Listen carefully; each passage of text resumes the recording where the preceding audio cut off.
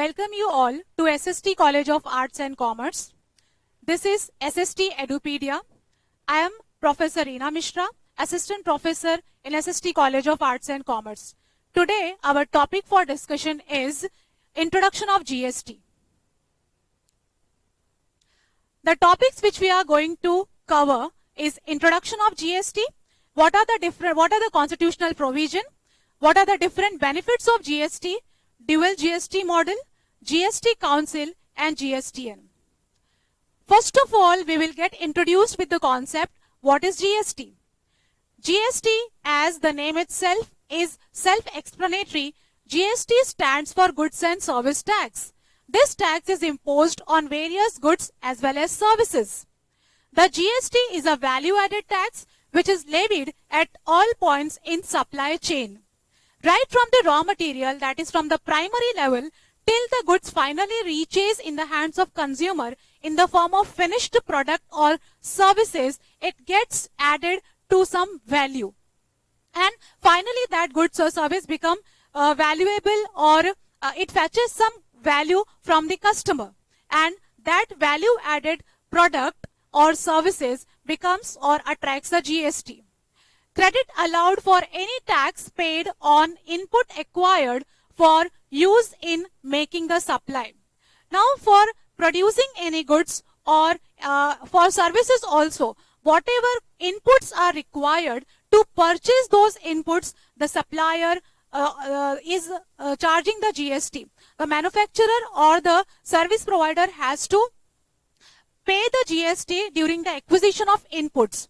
And when he is selling these input in the form of output, at that time he is supposed to pay the taxes. At that time he is allowed to deduct the input credit from the tax liability which is payable on the turnover.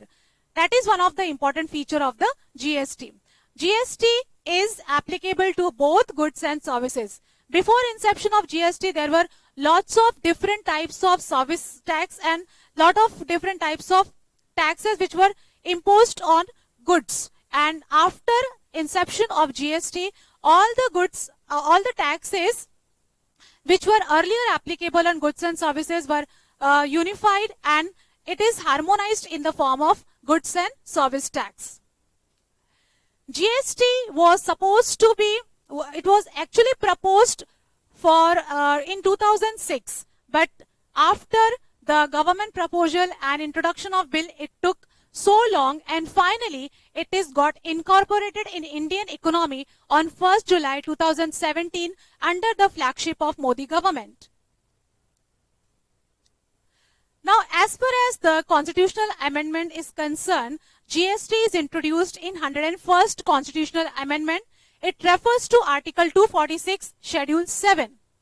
This schedule is consist of three lists, that is Union List, State List and Concurrent List. Union List refers to all the power administered by the central government. The decisions are taken in the parliament. Whereas State List refers to, State List confers the power on the state government and decisions are discussed and it is taken in the state legislature. Whereas Concurrent List, which is the third list of Schedule 7 of Article 246, it says that here state government as well as the central government both are empowered to take the decision on certain matters. And the decision regarding the GST are taken in the Concurrent List. Next, benefits of GST. Now there are various benefits of GST. I have concluded few of the benefits in this presentation. The benefits of GST is very broad. The first is easy compliance. The GST has been incorporated keeping in view the various features which is going to be helpful for the taxpayers as well as tax collectors. And it is consist of easy procedure. It is subsumed with the various indirect and it is subsumed with the various indirect taxes, and a simple tax, a single tax is paid in form of GST. It is improving competitiveness. GST is a one nation, one tax, and therefore it is a single tax which is imposed, and it avoids the unnecessary hassles for the taxpayers and reduces the competitiveness, and hence it encourages the foreign investors to invest in the Indian market. Removal of cascading. Cascading refers to double taxation. GST allows the credit facility which is already paid on the inputs, and therefore it is allowing the facility of the removal of cascading. Better control on leakage.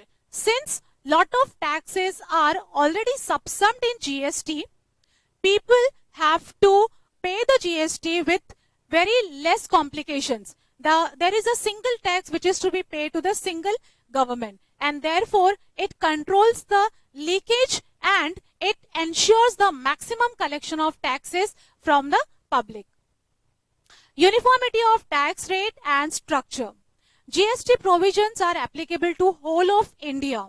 It has adopted the federal government system, that is the system at the state level, at the central level.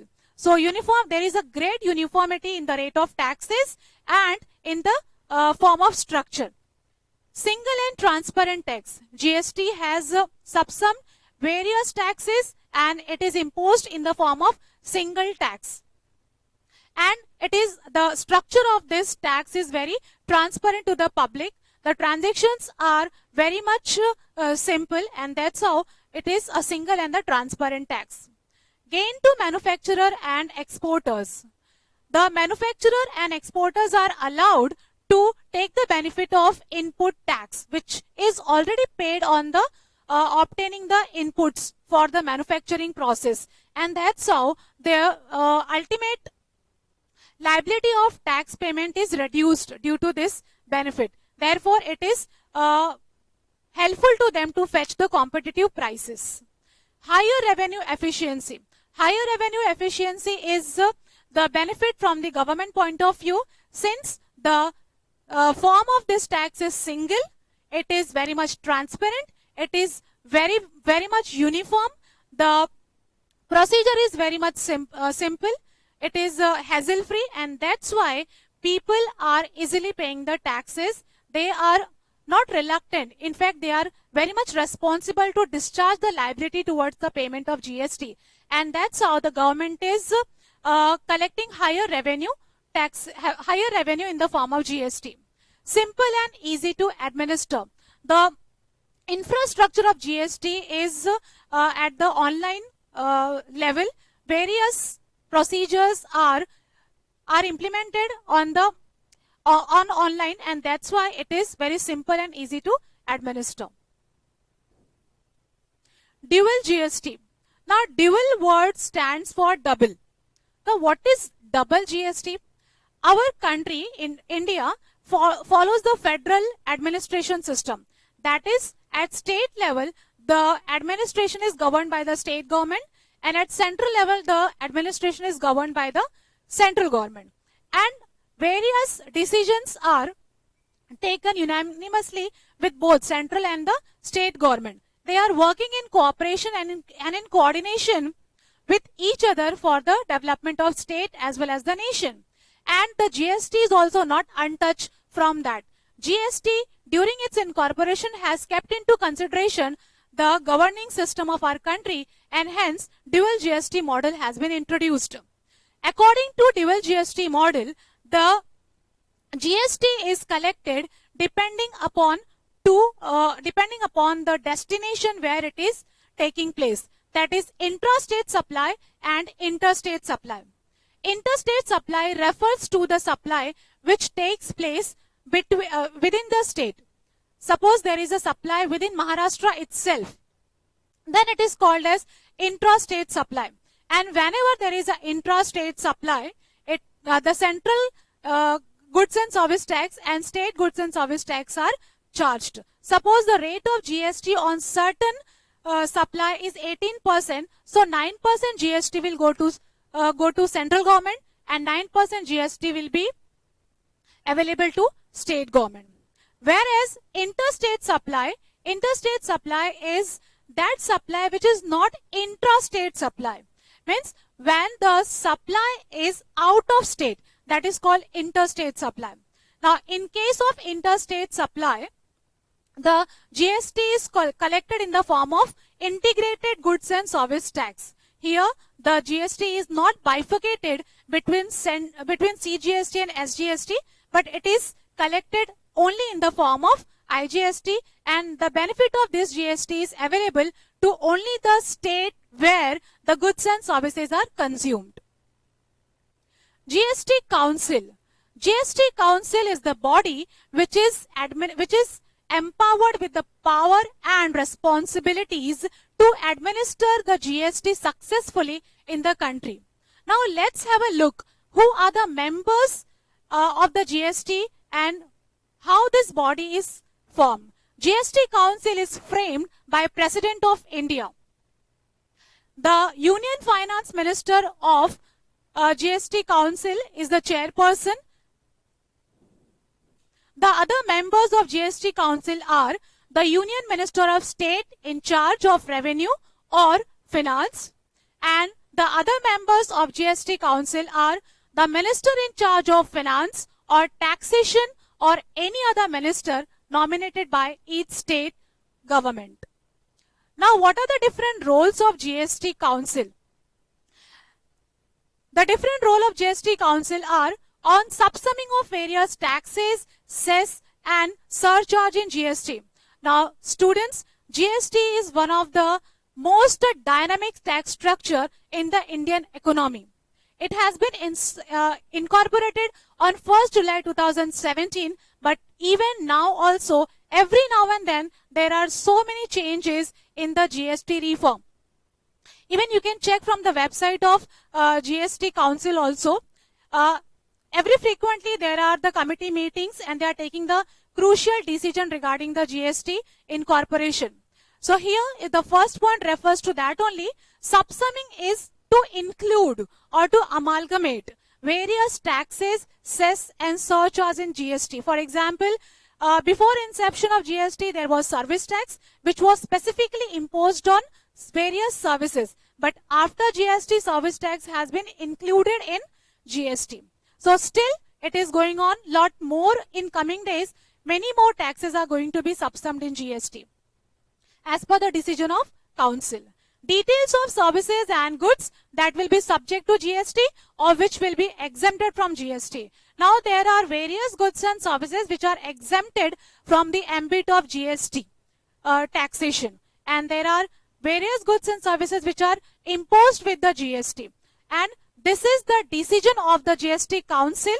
They discuss various parameters which is taken into consideration to impose the GST or to make certain goods and services exempted from the GST. On threshold limit below which services and goods will be exempted from GST. Threshold limit refers to the minimum limit which is not chargeable to GST. So that threshold limit is determined by GST Council. As of now, the threshold limit is 40 lakh and 20 lakh depending upon the state to state.